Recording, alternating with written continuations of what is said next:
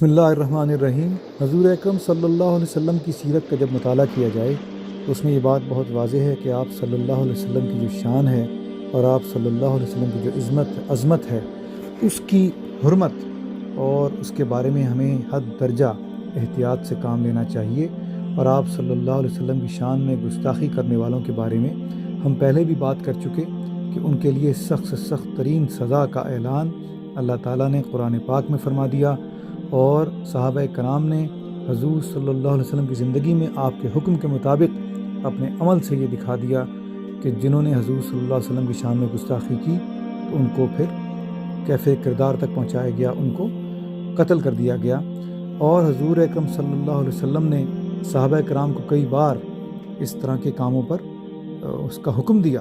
جس میں کہ کئی لوگوں کے نام ہم بتا چکے ہیں، جس میں ابن قتل اور اس کی لونڈیاں یعنی جو اس کی سلیو گرلز تھیں، اور اسی طرح کعب بن اشرف،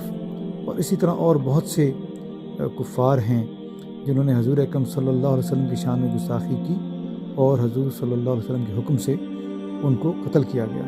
اور آپ صلی اللہ علیہ وسلم کے بعد بھی امت کا اس بات پر اجماع ہے، جس میں کہ صحابہ کرام، آپ صلی اللہ علیہ وسلم کے بعد خلفائے راشدین، انہوں نے یہی طریقہ کار رکھا۔ یہاں پر آج ہم جو بات کریں گے وہ یہ ہے کہ حضور اکرم صلی اللہ علیہ وسلم کی ذات مبارکہ پر جان بوجھ کر جو کوئی گستاخی کرے گا، کوئی غلط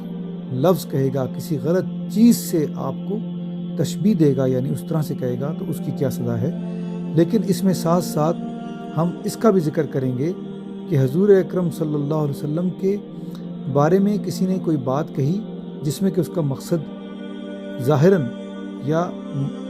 دل سے آپ صلی اللہ علیہ وسلم کی توہین کرنا نہیں تھا، لیکن وہ جو الفاظ اس نے استعمال کیے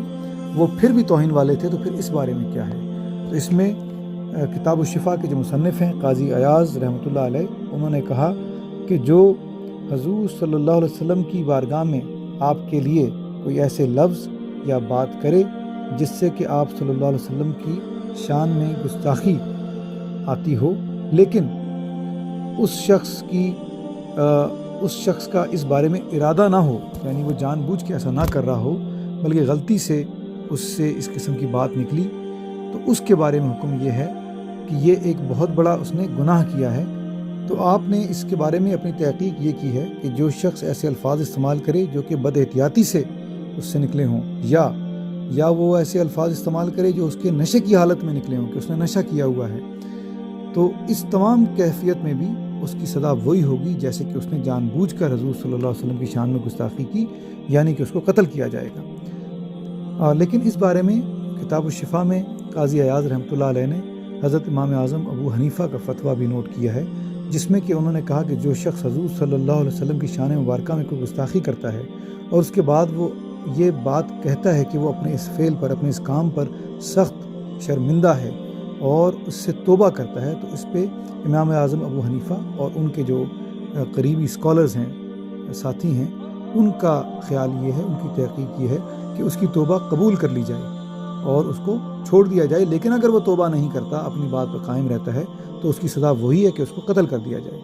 اور اس میں امام مالک کے شاگرد ابن قاسم جو ہیں، وہ کہتے ہیں کہ کوئی ایسا شخص جو یہ عقیدہ رکھتا ہو کہ حضور اکرم صلی اللہ علیہ وسلم نعوذ باللہ نبی نہیں تھے اور رسول نہیں تھے، اور جو قرآن ہے وہ اللہ کا کلام نہیں بلکہ آپ صلی اللہ علیہ وسلم نے خود اپنے سے لکھا اور یہ کہا کہ یہ اللہ کا کلام ہے، تو ایسا شخص جو ہے یہ بھی واجب القتل ہے۔ اسی طرح بہت سارے علماء کی تحقیق کتاب الشفا میں قاضی ایاز رحمۃ اللہ علیہ نے اپنے اس چیپٹر میں باقاعدہ ان کے ناموں کے ساتھ درج کی ہے۔ ہم اس کو زیادہ لمبی ہونے کی وجہ سے ساری کی ساری یہاں پر دہرائیں گے نہیں، لیکن آپ نے اس پر بہت ہی تحقیق کر کے، اور ان کی کتاب میں اس چیپٹر میں دیکھا جا سکتا ہے علماء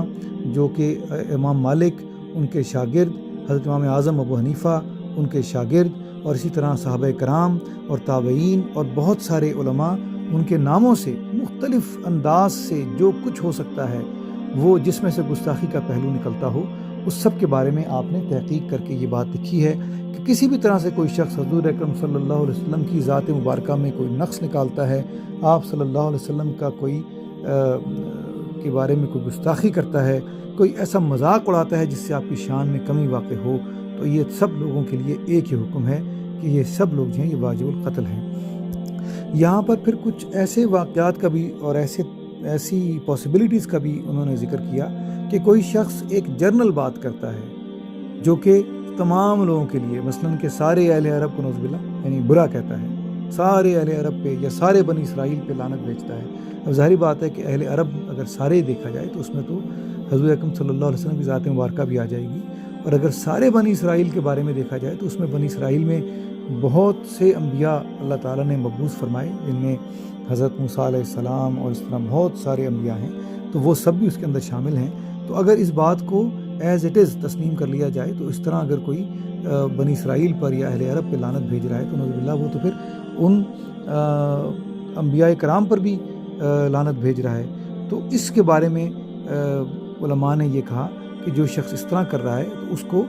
اس کو جو ہے وہ سزا دی جائے، لیکن اس کے لیے قتل کا حکم نہیں ہے، کیونکہ وہ ایک جنرلائزڈ بات کر رہا ہے۔ مگر اس کو اس بات پہ سزا مل رہی ہے کہ وہ ایک جنرلائزڈ بات کرتے ہوئے، ایک عام بات کرتے ہوئے بھی احتیاط سے کام نہیں لے رہا، کیونکہ دیکھیں یہاں پر جو